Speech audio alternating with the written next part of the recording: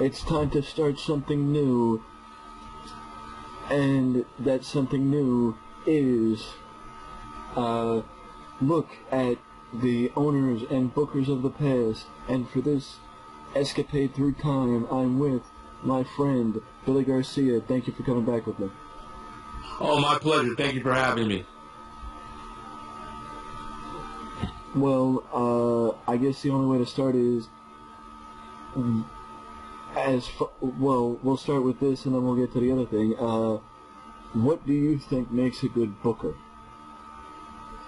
Wow, somebody who really understands not only the purpose of an angle and how to get certain gimmicks over through angles and through putting people in the right situation, but also a good booker knows how to build up a title or a strap, knows how to build up a gimmick, knows how to build up a particular match.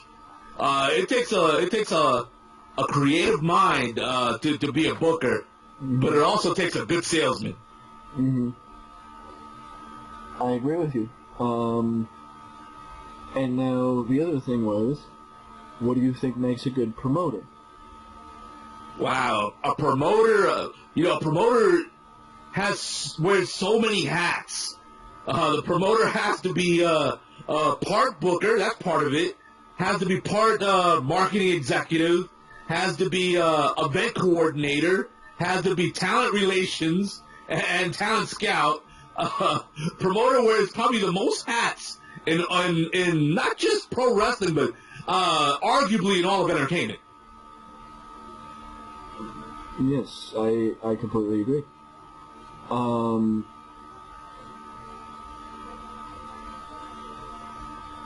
in today's, I even forgot to mention, also has to be TV show producer, because that's just the way things are today.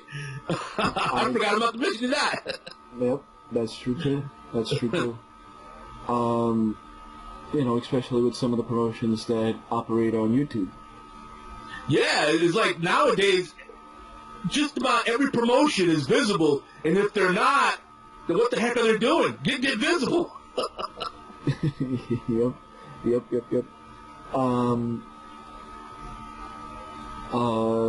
So, to start this, as I called it earlier, escapade through time, we are going to get the first stop down in the Mid-Atlantic region with the formerly known company of Mid-Atlantic Championship Wrestling, more affectionately known after their after their attempt to go national, Jim Crockett Promotions. Yeah, that to me defined my childhood. I'll never forget the day that my neighbors were outside. My next door neighbor was crying. Her name's Doreen. She was an older lady. Her brother was the head of PBS in Miami, Florida. So she was kind of upper classy.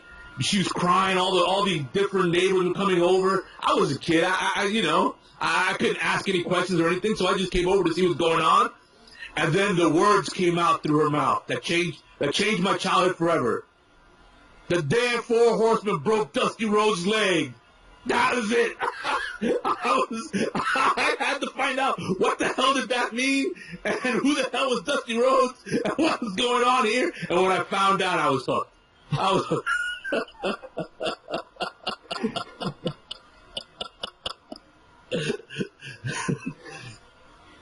Yeah, so this promotion has a special place in my heart. And we call him Dusty Rhodes, but Virgil Reynolds, to me, is one of the all-time greatest bookers of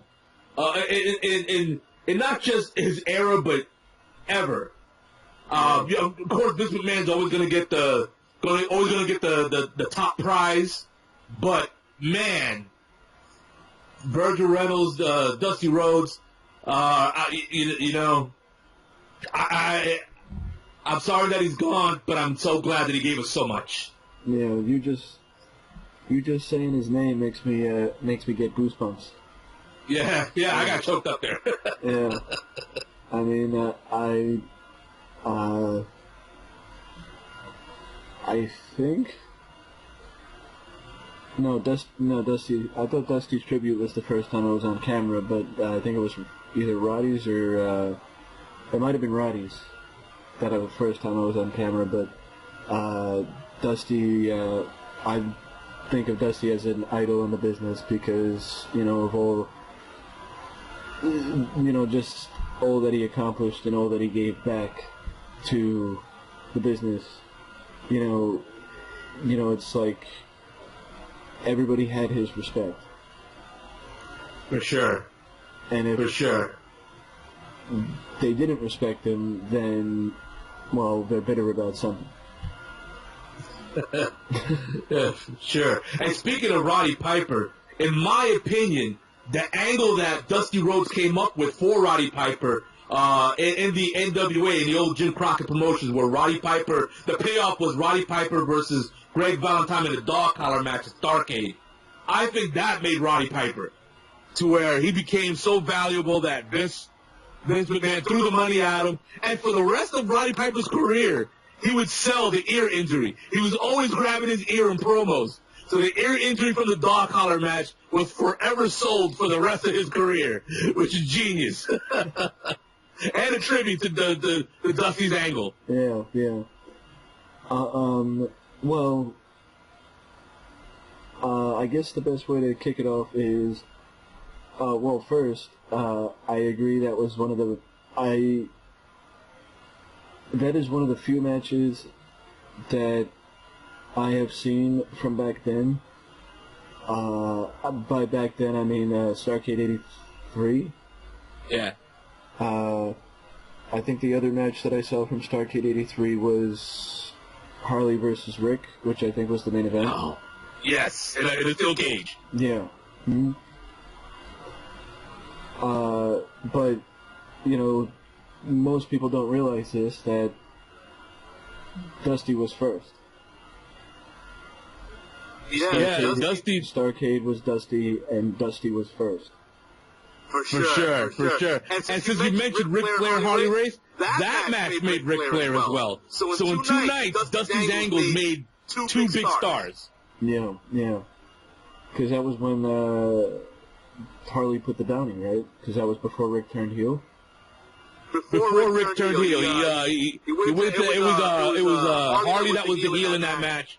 And even though that was technically Ric Flair's second turn as world champion, that was the turn that made his career. I completely agree, because that's when he actually started, being a world champion. Exactly. And this was all to just put him on the path that would eventually lead him to the formation of the Four Horsemen. Yeah. So this was a little bit before you became a fan, right?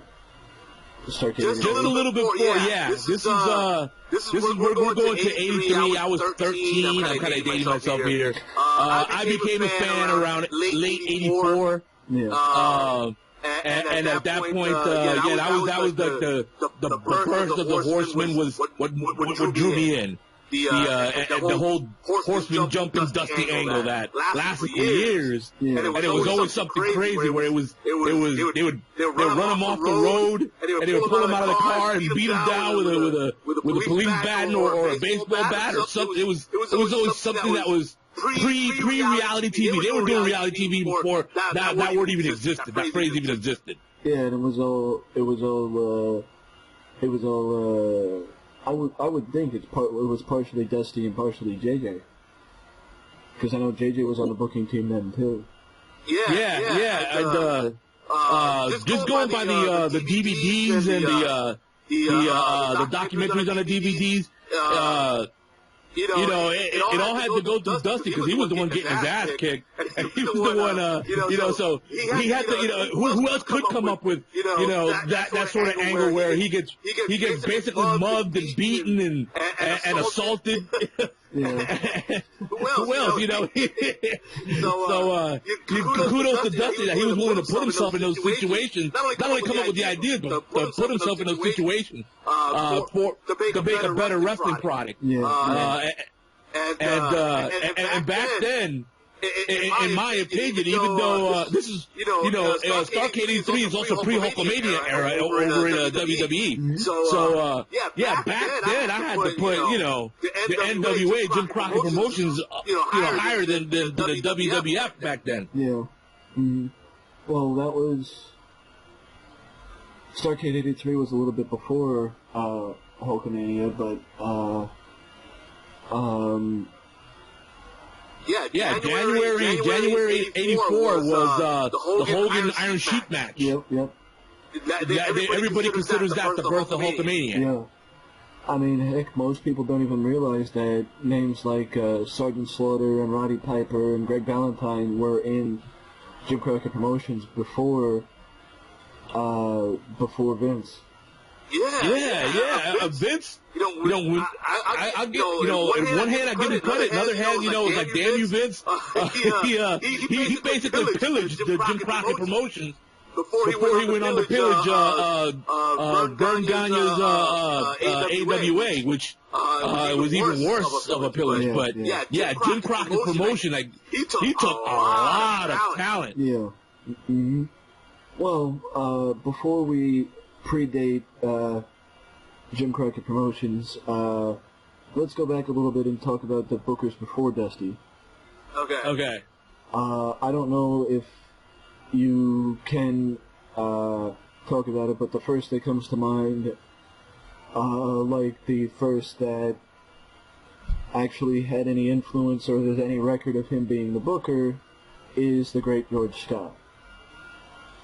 Wow, we go way back.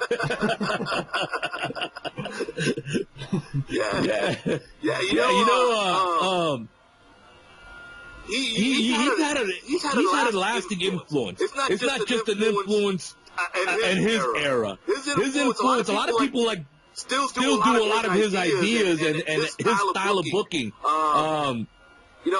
Maybe we'll never know who wrote the book on how to be a booker. But he definitely wrote some chapters in that book. Yeah. Just for those people listening who don't know, or watching, or however you're hearing this, George Scott not only would later influence Vince McMahon and the WWF, but he was, I want to say, the first booker of any note in Jim Crockett Promotions, and sure. He helped move the territory from a tag team territory to a singles territory with one feud. Wahoo McDaniel versus Johnny Valentine. For sure. And he picked the right guy in Wahoo McDaniel. Wahoo McDaniel, he doesn't get enough credit for being a prototype babyface. A lot of baby faces would go on to copy his way of getting over with the audience, where like the whole Hulk up really can be dated back to Wahoo McDaniel. Where where he's been beaten up and now he's getting angry and he's getting pumped up. That all comes from Wahoo McDaniel. As well as the Flair chop. If people call it the Flair chop, it was Wahoo McDaniel's chop. Yeah. So he was the right guy for that feud, and sometimes there's genius in the booking, but also there's a little bit of right people in the right place. Yeah, I mean the only difference between Wahoo and Hulk is when Wahoo would do his dance, it was 25 minutes into the match. Good point. As opposed to 5 minutes. That's a great point. But and then the Hulk up actually makes more sense coming from Wahoo because it's supposed to be a war dance. Yeah. Hulk doesn't make any sense coming from Hulk Hogan, who's an Italian guy playing an Irish guy. But I don't know. It somehow worked anyways. But that's genius to two people. It's genius to the people that created that particular angle that you mentioned. That pretty much with that one angle, I think they did more than just open it up for Jim Crockett Promotions. I think they opened it up for pro wrestling as a whole. I think that was one of the feuds that has a lasting influence on pro wrestling. There's a few feuds, maybe 2 or 3 that you say. It's become the pavement that everybody else travels on, and that's one of those feuds. Yeah, I completely agree. And the other note that always pops up when people talk about George Scott and his influence over Mid-Atlantic Championship Wrestling is bringing a certain bleached, blonde-haired boy to the region in 1973 at the behest of Wahoo McDaniel. The name would become Ric Flair. Again, it's these two minds working together. Wahoo McDaniel, I just went off on him for a good 2 or 3 minutes and how great he is. And here he just showed he's also a great talent scout. And then George Scott, like you got to give him credit because there's a lot of other promoters that would have looked at Ric Flair, especially at that stage, and would have just said, okay, another blonde guy. We've seen that a million times already with Gorgeous George and Buddy Rogers. And what do we need another blonde nature boy for? But he saw through that. He saw the talent. So it's more than being a booker. It's being a wrestling mind. I guess is what I'm getting at. Yeah. Well, to follow on the timeline, I think it was around the early 80s, I want to say, that... Well, actually, let's fast forward back. First of all, did you grow up in the area of Jim Crockett Promotions, where they were biggest? I grew up in Miami, Florida, where they frequently went to the Janesville Night Center. Mm-hmm. That's where I would see them at, which is it was used in Clash of Champions 2. Mm-hmm. That was the location for Clash of Champions 2. And of course they ran many house shows there, and they had programs. You know how they would their programs like Worldwide Wrestling and so forth with just about anywhere. Wherever the house show was, they just come to the house show and they would announce it. And Janesville Night Center was one of those spots. Mm-hmm. So yeah, I would say it was definitely a hotbed for Jim Crockett Promotions. Later on in the mid to late 80s, Vince McMahon came in with the WWF, and Hulkamania was in its prime. Maybe I'm thinking about 87-ish, around the WrestleMania 3 and 4 time. Mm-hmm. And then they kind of from there they started taking over that territory. Yeah. Well, that means I know you were very young at the time, but also, unfortunately, 2 plane crashes somewhat devastated the roster of Jim Crockett Promotions in the mid-70s. That being the plane crash that first happened, I want to say, around 1974 or 1975, with Bobby Shane and the others in that crash. I could be wrong, but I think one of the Crockett's were in the plane too. I'm trying to remember. We're going way back. I do remember that, like you said, two plane crashes definitely nearly wiped out the main roster of Jim Crockett Promotions, then Mid-Atlantic Wrestling. I'm trying to remember if one of the Crockett's were on there. Gotta cool here. 1970. Well, it was 1975. Okay. It was 1975, the same year as the other one. Wow. Yeah. And Well, it seemed to have people from the mix of Florida and, in my opinion, Memphis, with Austin Idol, Gary Hart, and Buddy Colt. Yeah. And maybe the top name out of that whole group was Austin Idol that you just mentioned, who was being built up. In that era, it was like there was a prevailing idea that well, not an idea, but everybody wanted to match Superstar Billy Graham. Like that was the big star. That was the big heel, and Austin Idol was supposed to be like. It was being built up as Jim Crockett Promotions' version of Superstar Billy Graham, and the guy that was gonna move. They were gonna move forward with. So that was definitely a big blow to the promotion. The whole Austin Idol in that plane crash. In the end, you could say they recovered, but in my opinion, did they? I don't know. You could say they did because they had to go in a completely different direction. Yeah, and then a few months later, in October, another plane crash. Yeah, this one with David Crockett, Johnny Valentine. I want to say Wrestling 2, Mr. Wrestling 2, and of course, Ric Flair. Yeah. Well, Ric Flair, that plane crash would forever play a role in his career. Because we hear it like almost every time he wrestles. His recovery from the plane crash. David Crockett, he went on to become an announcer, a regular announcer for Jim Crockett Promotions. So he survived, and then Johnny Valentine would come to be one of their top heels of their promotion. So that plane crash, unlike the first plane crash, didn't have this forever changing effect that completely altered the course of history.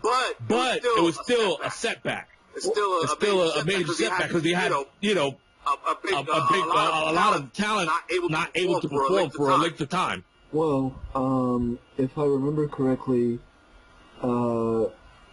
within about 3 weeks, I want to say Rick was back in the ring, and within a week or maybe a couple of days, Tim Woods was back in the ring. Wow. That's ridiculous. But after the plane crash, Johnny Valentine had to retire due to his injuries. Right. Wow. Yeah. Yeah, and he was a top heel for one of the top heels for their promotion. So that's a blow. Mm-hmm. That's a blow. I still stand by that. Austin Idol was the biggest blow out of all of that whole list of names, just because of what they had planned for him. But it was still, I don't think there's a tragedy in wrestling that equals this. I can't think of one off the top of my head. Well, I have to agree with you on that, and just the thought of this, that Wrestling 2 had his name written down as Tim Woods and not Wrestling 2. He wasn't wearing his mask to protect kayfabe because he was a babyface riding with heels. Wow. Okay. And that's why, within a couple days, he was back in the ring to protect his gimmick and to protect the business, because he didn't want people to realize he was in the plane crash. That's insane that he would get in the ring. Even if he didn't take a bump. I hadn't seen that match. I'm not even sure if that match is available. Because unlike today, back then, not everything was recorded. But just the fact that he got in the ring is insane. Just a few days after a plane crash. A plane crash that ended a career and altered some other careers, and the scar is on Ric Flair's back. Like, it's there. It's been there his whole career, even in his old age. It's still there. So that was not like an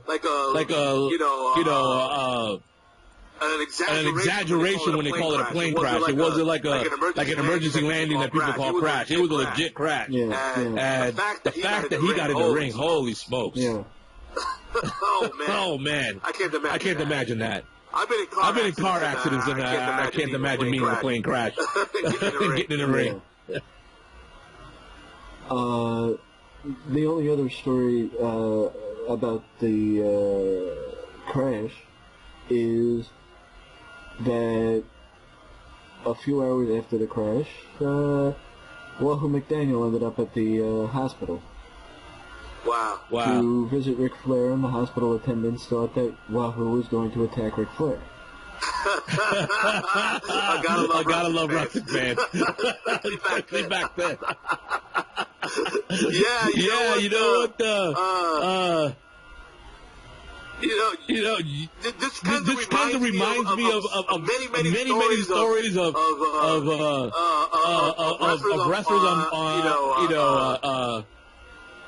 whether they were in a plane with their opponents, or they were at a truck stop with baby hate faces and heels mixed. And the one that comes to mind the most is back when Bret Hart and Owen Hart were having their feud, and they were sitting in both in first class but in separate seats. And at one point, Bret turns around and said something to Owen, and outruns one of the stewardesses.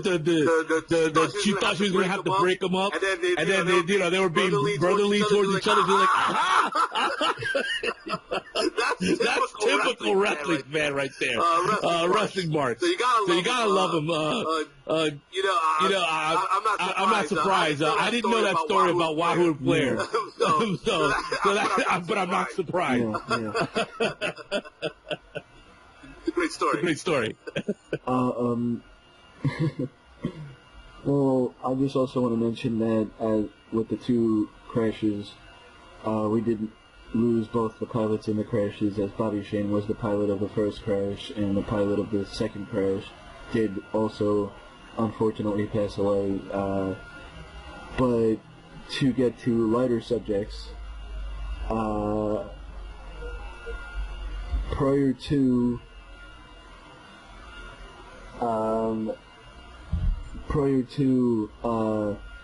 Dusty becoming Booker, and I think Dusty took the book in about 83 or 82. Somewhere around there, yeah. So it must have been in the late 70s when George Scott left the territory and went up north. But following George Scott, Dory Funk Jr. took the book. Or no, was it Dory Funk Jr.? It might have been Ole. Ole Anderson? Yeah, it might have been Ole that took the book. All right. Yeah. That's. Yeah, I remember there was a Good Old Boys feel to the booking just prior to Dusty. So it was definitely somebody that was considered an old timer, or not an old timer, but Ole took the book after George Scott, and Ole took the book before Dusty. Right. There we go. Yeah. There we go. They got labeled the Good Old Boys. I remember that from one of the DVDs. I forget which one, but I remember they were when they were discussing the early days of just before Dusty. They got those guys got labeled the Good Old Boys, which as much as I want to take it as a compliment, I don't think it was meant as a compliment. I agree. Yeah. Well, now we've caught back up, and it's back to the Dream. Yeah. Which was the best era, in my opinion, the best era of not just Jim Crockett Promotions, but of the NWA as a whole. Yeah. Some of the younger fans might think that the TNA era of the NWA was the best. Japan had his love affair with the NWA there for a while, but my heart of hearts, you can't beat what Dusty accomplished. Starting with Starrcade, and then you continue on with War Games and the Great American Bash, the Orange Bowl, the Great American Bash. We can't leave that part out. Yeah. Like that accomplishment. Yeah, that's what I was about to ask about, the other Dusty accomplishments like war games, especially the Great War Games with the Horsemen, which basically took up the first 3 or 4 war games with Dusty and his squadron against the Horsemen. Where the feud was the Four Horsemen and James J. Dillon. The Horsemen being, at this point, it was Ric Flair, Lex Luger, Arn Anderson, and Tully Blanchard, J. James Dillon. And then Dusty's crew had Nikita Koloff. They were called the Superpowers at the time. The American Dream and the Russian Nightmare, the Superpowers. That was a great gimmick. Which the Mega Powers totally ripped off. I guess we'll talk about that at some point. And then you had the Legion of Doom, the Road Warriors, Hawk and Animal, and Paul Ellering. And the matchup was supposed to be the deal that swings the whole thing. But Paul Ellering was the tough guy, and James J. Dillon was just the executive who started out as the executive to Tully Blanchard Enterprises, and then that morphed into the manager of the Four Horsemen. Yeah. So if I had to guess, that was War Games '88. Because I think Lex debuted in '86, or it might have been War Games '87 actually. Now I think you're hitting early. Yeah, it sounds right. I got it behind me in a stack of wrestling video games. I guess I could always just look, but because that had to have been after Magnum's injury. Yes. It was after Magnum's injury. Because leading up to Magnum's injury was just before Magnum's injury was his feud with Tully Blanchard, with the whole baby doll in his corner, in Tully Blanchard's corner. And because of Magnum's injuries, Dusty Rhodes stepped in, and that's when baby doll switched places, and that whole baby doll thing happened, and then James J. Dillon came in to replace baby doll, and that led James J. Dillon was the one who kind of, within the storyline, formed the Four Horsemen. Well, expanding the Tully Blanchard Enterprises. Well, now you're going back to '84 because the Horsemen, or '85 even, because the Horsemen formed in '84. I'm pretty sure. Yeah, they formed in '84, but you got to remember, angles back then took years. Yeah. they weren't like 3 weeks and done like they are today. So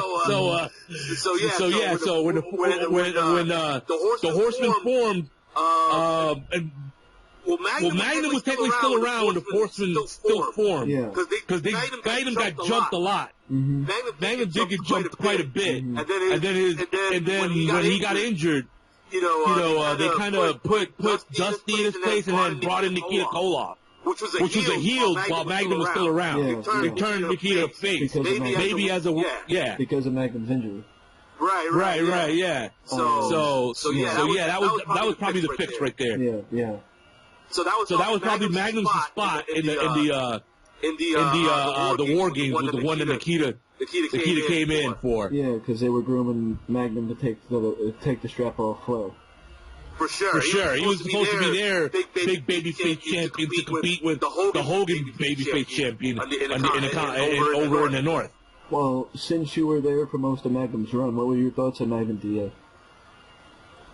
First of all, the name was perfect because he looked like Magnum P.I. with the Tom Selleck mustache. And for people who don't know the era, there was this TV show with an actor named Tom Selleck named Magnum P.I. for Private Investigator. And he was considered a huge sex symbol back then. And he had that handlebars, almost Fu Manchu type mustache. And so Magnum T.A., Terry Allen, where they got the T.A. from, he had those handlebar mustache as well, and so they called him Magnum to sort of relate him to that character, that TV show character. And even though Magnum TA was like a southern pickup truck driving type guy, which didn't really match up with the Hawaii Ferrari driving Magnum PI guy, it somehow worked. Yeah. There's no explanation for it. It was just, and then the booking was brilliant with Magnum TA. His feud with Kamala began to really build him up. His feud with Tully Blanchard put him over the top. The I Quit match with that famous ending of the chair being broken, and then a piece of chair that was pointed going into Tully Blanchard's eye, where he's yelling, yes, over and over when asked me quit.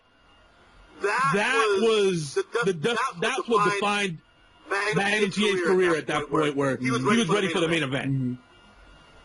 And for those who may not know, Magnum isn't a Dusty creation. His push is a Dusty creation, but I believe he was a Bill Watts creation. I believe so as well. Especially since Bill Watts tend to like his style was always to have like a, for lack of a better term, like a copycat type gimmick of something else. Yeah. Like that was his style, so it made sense that he would throw like a name of a TV show character onto a wrestler. Mm-hmm. But like I said, Bill Watts was standing. Magnum was over because of Terry Allen. Yeah. the guy behind Magnum TA. Mm-hmm. Well, now to keep going along, the two of the most recent Hall of Fame inductees and a big part of the Jim Crockett promotions during that era, Rock and Roll Express. Your thoughts on that? Yeah. Ricky Morton and Robert Gibson, the Rock and Roll Express. They, back then when you were undersized, you were put in a tag team. That was just the way it was. The Fantastics come to mind. Those two guys were like maybe 6 inches too tall to be midget wrestlers. they were tiny, the Fantastics. But Ricky and Robert, they transcended their size because they transcended tag team specialists because they even got shots at Ric Flair. Yeah. That's how popular they were. And it's hard to talk about the Rock and Roll Express without talking about Jim Cornette and the Midnight Express, because that feud defined the tag team wrestling of the Jim Crockett promotion. Yeah. That feud was so great, they had to have a secondary tag team title. They couldn't just have a world tag team title. They had to have a U.S. tag team title. So both of those teams basically didn't just rule the roost. They were the tag team divisions. Yeah. They made all the other tag teams. And in the same way that Ric Flair was a great champion because of how great he was at putting over who he was in the ring with, that was the way the Midnight Express were. And then the Rock and Roll Express was like the Magnum TA, the Dusty Rhodes that were just great babyface.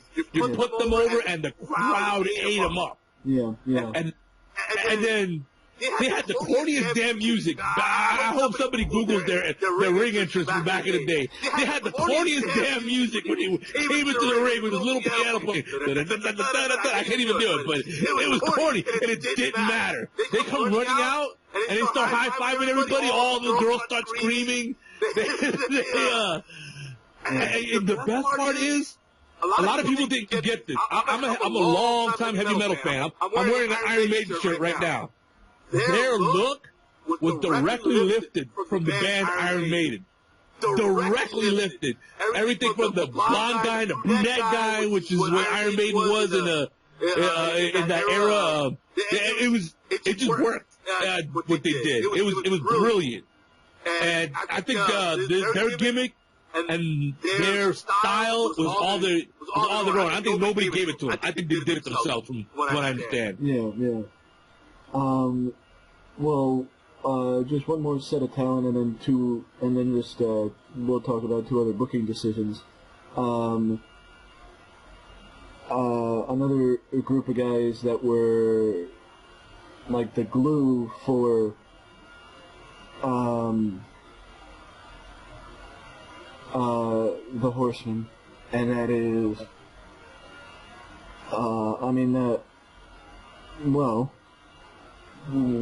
actually, I'm going to change what I was going to say. Okay. Of the Horsemen, of all the incarnations, okay, which was best? Wow. I would say 90% of the people that watched back then would claim that it's the Tully, Arn, Rick, and Barry Windham version. And I think that's because Barry Windham's angle with Dusty Rhodes was better than the Lex Luger angle with Dusty Rhodes. And I think that's what defined that era of the Horsemen. But I like the Lex Luger version of the Four Horsemen because they were just meaner. They were mean, and that's in spite of the fact that Ole Anderson was, he was put over as a guy that would break arms and put people in the hospital. But in the ring, I just never saw it, they would say, Ole Anderson, put these people in the hospital. And all I saw was, an old guy that was over the hill that had the name Anderson, but Arn did all the work in the ring. Minnesota Wrecking Crew is a great name for a tag team, but I don't know. I think the Horsemen happened too late in Ole's career. And I just like the Lex Luger version better, even though Lex was very green. Yeah.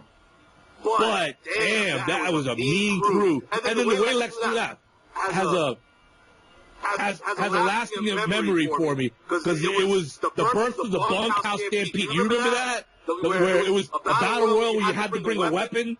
And they would do this around the country, and then the winner of each one would come back in a pay-per-view and be in a bunkhouse stampede match with a cage. Where you, instead of tossing him over the top rope, you had to toss him out of the cage. It was ridiculous. It's a ridiculous concept, but damn was it awesome. It was more ECW than ECW ever was. And so Lex's transformation of the babyface happened within the context of the build-up to that pay-per-view. And so you had to, they made you have a vested interest in the house shows because the main event of the house shows was the Bunkhouse Stampede, where the winner would get into the pay-per-view Bunkhouse Stampede in the cage. So that to me built up Lex Luger from Horseman to Babyface, and the way that was handled, to me, that was just the best, most intriguing era of the Horsemen, where there was drama within the Horsemen brewing, in a good way, Yeah. Well, I'll just say for me, I loved when Barry was in the group because I just felt like all four of them could work circles around anybody on the roster. Well, yeah. And they were the best, by far the best talent. Well, on that side. I mean... And I'll admit, Barry Windham was wasted as a babyface for a while. He got early in his career, he got saddled up with Mike Rotundo as the U.S. Express, and then when he came over to the NWA, he was feuding with Dr. Death Steve Williams in a babyface versus babyface type angle, and it just, a lot of his talent, even though Dr. Death and Barry Windham, you would think would tear the house down, for whatever reason it didn't. Yeah. And I think it had to do with, Barry had to go heel. He had to go heel. Yeah. And the Horseman was the best thing that ever happened to Barry Windham. Yeah, I agree. Now, the only other booking decision I wanted to ask about was 1987 Starrcade. Ronnie Garvin wins the NWA World Heavyweight title. One word defines that to me. Dole. What were they thinking? They picked the most... Remember when I said the Fantastics and called them midgets? Yeah. This guy's even shorter. He's even more of a midget. He was the smallest guy in the roster. First of all, when it comes to talent, I loved his brother more. Well, Jimmy Garvin was supposed to win the title, but he got injured. Yes, and I loved his brother more. Way more as a talent, when he became a fabulous Freebird, oh my God, I marked out like I was a 10-year-old Hulkamaniac. I marked out to the Freebird. But Ronnie Garvin, and then rugged Ronnie Garvin, I never bought. And then Hands of Stone was the gimmick in the NWA. The rugged Ronnie Garvin was in the WWF. The Hands of Stone, it was hard to believe that this little scrawny midget could generate enough power, punching power to knock out a heavyweight, like any heavyweight. Ric Flair was your average size heavyweight for the time. He was about 6'2", 6'3", 240, 250 at his heaviest. So this little guy that looked like Rey Mysterio Jr. It was hard to believe that he would generate punching power, and then his whole, it's not just that the win, his whole angle was completely botched. Because the way he left the NWA was he got handed a crap load of money, and he took the money and he started rubbing it all over his body. And that's the way he left. That he sold out. And then he appeared in the WWF about a month later. So it was like completely botched. And then, I don't know, man. The only thing I can say is, even because this is Dusty Rhodes, and Dusty Rhodes, not just because he passed away, but because he's my favorite booker of all time. Even Babe Ruth had his strikeouts. Yeah. Dusty had his Shockmasters. And this was a Shockmaster. this booking. There was a lot of. I would have rather Nikita Koloff got put over. Mm-hmm. That was a baby face that should have been world champion that never was. Yeah, I agree. So I'm just hoping that Bobby Fulton, Tommy Rogers, Ole Anderson, and Ronnie Garvin are not watching this video.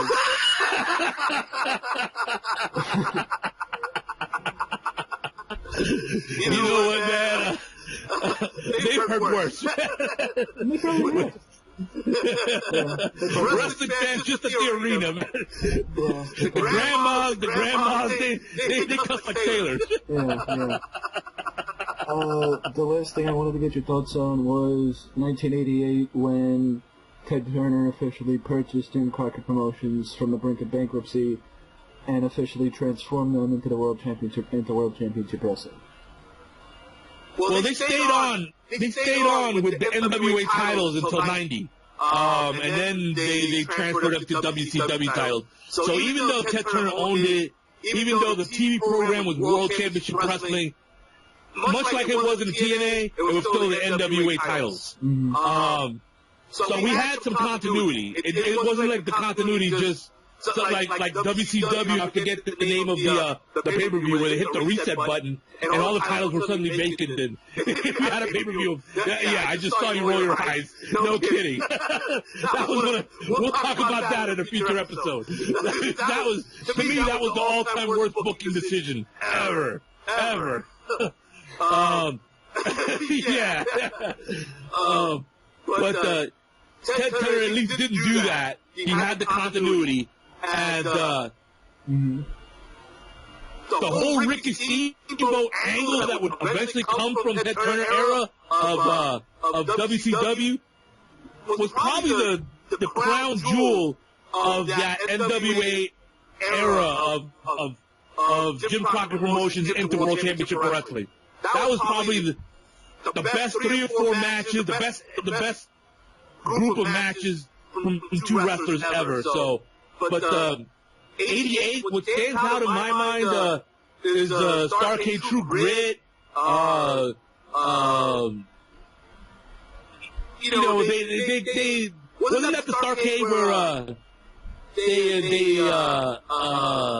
they rehashed some of the matches that they had already been seeing for many pay-per-views and shows up to that point. It wasn't like a standout match, standout card. I mean, I'm trying to think of.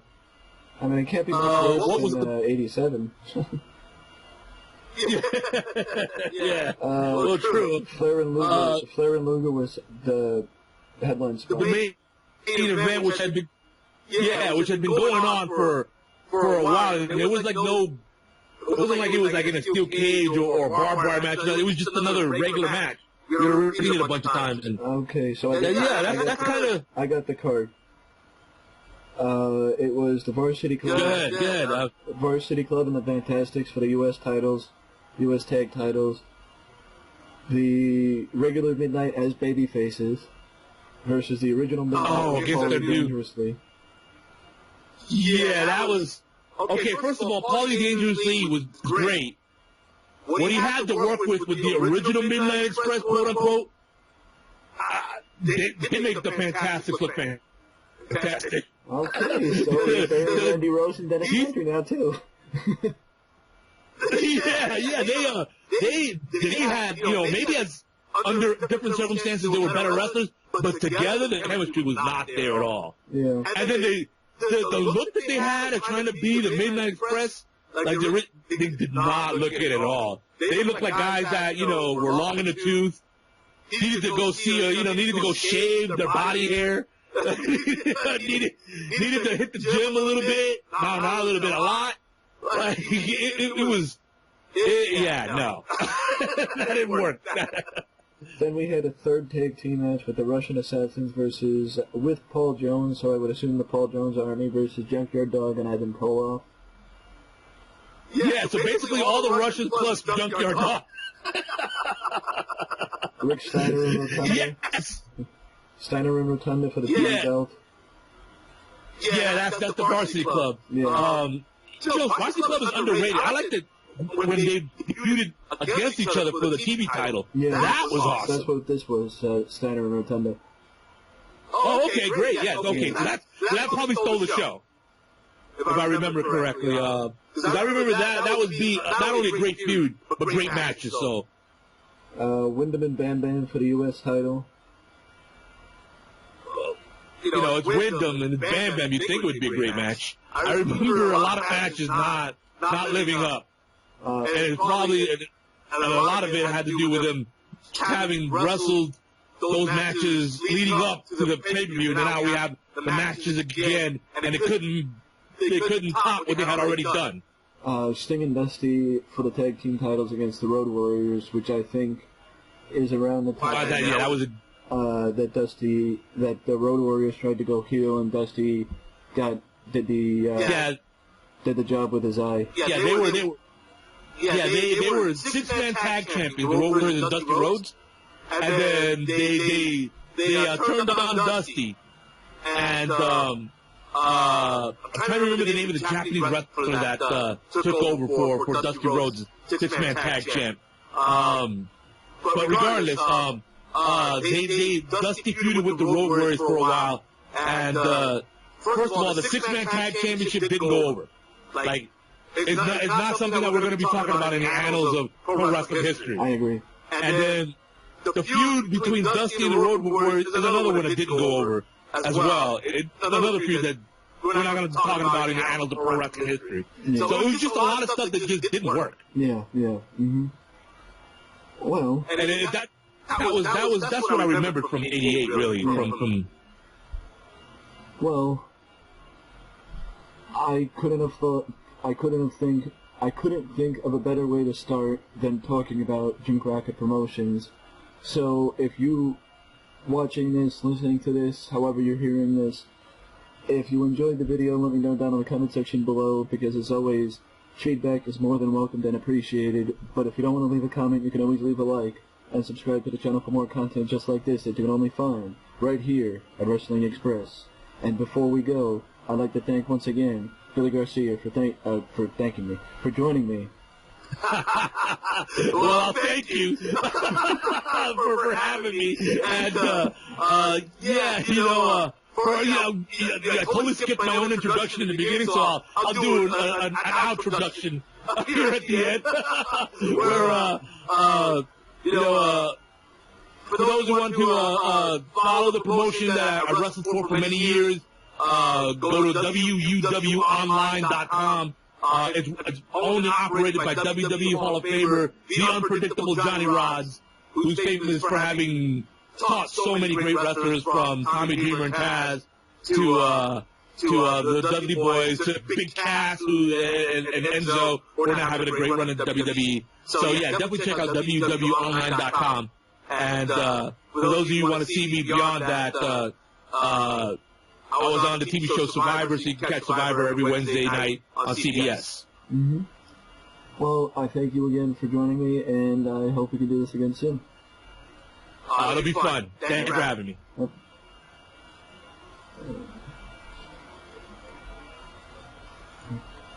Okay, we're clear. All right. A lot of fun. Yeah, it was, outside of my missteps. Don't even worry about that. No, I'm used to making the missteps. You think after 2 years I'd know my own outro, but... It's all right. All right. Yeah, I completely didn't introduce myself. Yeah. Yeah. You were just so excited about talking about Jim Crockett Promotions. Yeah. All right. So, just look at your calendar for next month. See what you got available, and I'll look at my calendar and we'll coordinate. Sounds good.